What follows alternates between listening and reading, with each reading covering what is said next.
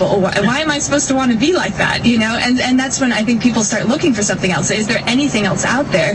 And if they then come across somebody who has joy and has true love, you know, intact families, those types of things, then it's like, wow, tell me what this is. I want to know. Excellent. Just, Father Mark, the comments and the articulation of these very youthful, you're talking freshmen and sophomores in college. Gives you a lot of hope. Gives you a lot of hope, definitely. And too, I was just thinking about when they were speaking, what the organizers did, and hitting upon that theme, abortion hurts women. Yeah. But the violent act of abortion has so many elements to it that we can form an apologetic against it. And I think they're trying to find common ground with a very liberal culture out there that, yeah, we're for women's rights.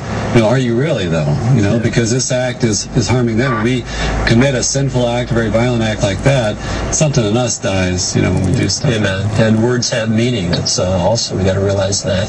We're going to take another break here. We'll be back with our Walk for Life West Coast special. Stay with us here on Life on the Rock.